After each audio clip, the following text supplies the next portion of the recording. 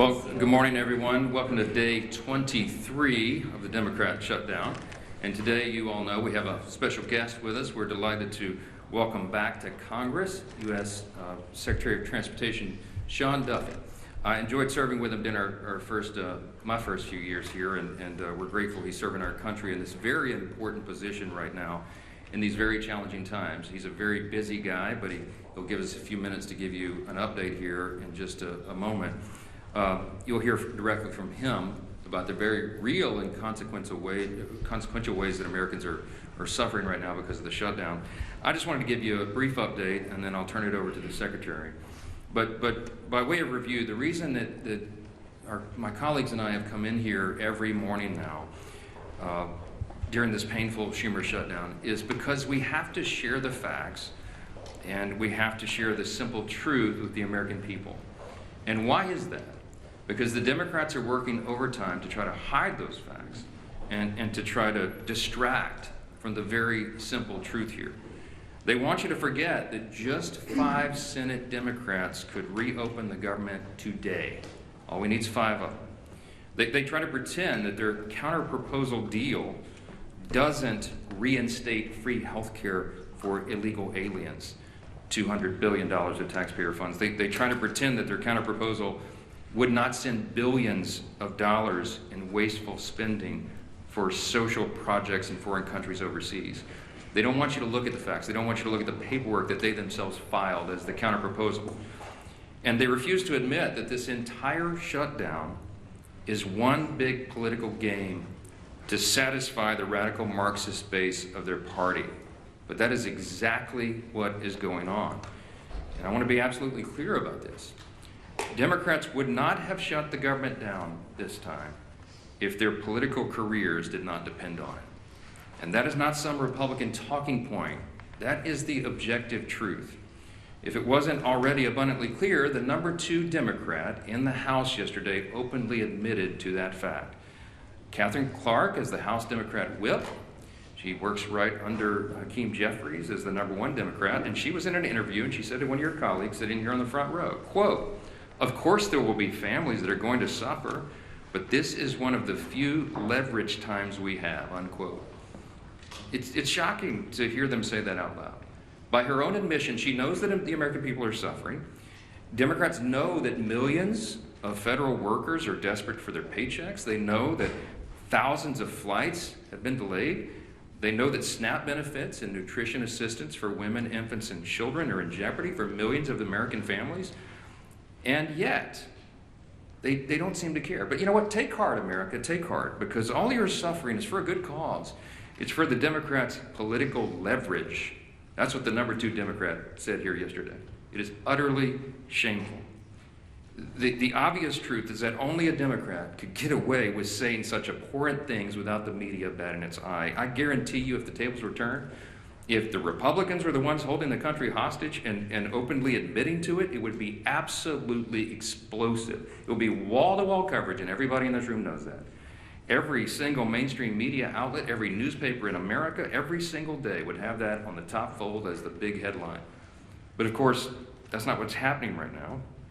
Coverage of all this has been sporadic and almost every time spun to try to somehow favor the Democrats who have put us in this mess. Democrats own this. They've said so themselves, and you just have to listen to their own words. Don't listen to us. Chuck Schumer himself said infamously, "Every day of the shutdown gets better for us," meaning the Democrats. And then you had the Democrat whip here say yesterday, openly admitted, they're holding the country hostage for their political leverage. They're perfectly fine with that. They're perfectly okay with real pain being felt by real Americans as long as it helps their political agenda as they see it, as long as they can force $1.5 trillion new dollars in spending on America and get illegal aliens back on health care funded by U.S. citizens. That's their counter-proposal. And largely, so many in the media are turning a blind eye to that. Well, as I said earlier, we've stood up here every day and talked to you about some of the terribly harmful effects that the Democrat shutdown is causing on Americans. We talked about troops at risk of missing their next paycheck. The nutrition assistance for women, infants, and children is under threat. Now, SNAP benefits will not be sent to those who truly need it. But there's another very important group of federal employees that we want to highlight today because they also aren't getting paid and the consequences are being felt around the country. Air traffic controllers, some people call the policemen of our skies, they have been showing up at work without pay. And news reports have suggested that these men and women are seeking outside employment just to keep their families afloat. Some of them are working these long shifts, and then they're hopping in a car and driving for Uber, or they're delivering for DoorDash all night. And you just have to think about what a heavy thing that is. These men and women have one of the most stressful jobs in America. They cannot be 99.5% accurate or 99.9% accurate. They have to be 100% accurate 24 hours a day, 7 days a week. And now they're being forced to work longer hours, take on multiple jobs, and maintain the same level of excellence, again, all while Democrats hold their paychecks hostage. This is what one air traffic controller said in their own words in an article, quote, "The financial anxiety doesn't just hurt morale, it directly affects safety. When someone responsible for thousands of lives a day is worrying about whether they can pay rent or feed their kids, focus suffers. Controllers were already underwater with pay and staffing before the shutdown, and now we're drowning," unquote.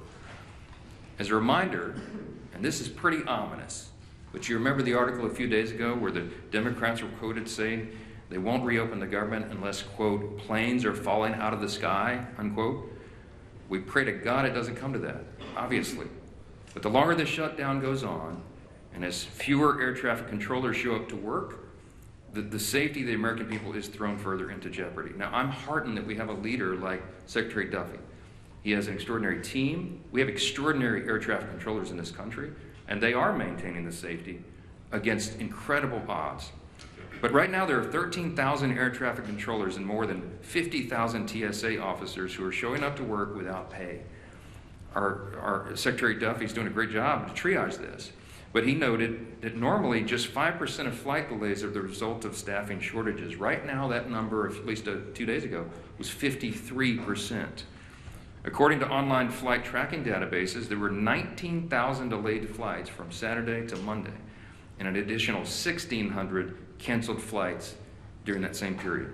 That number is only going to increase as the Democrat shutdown continues, especially as air traffic controllers are set to miss another paycheck on October 28. We are rounding into a holiday season, as we all know, and we're in the middle of the height of the football season. This is peak travel time for the U.S.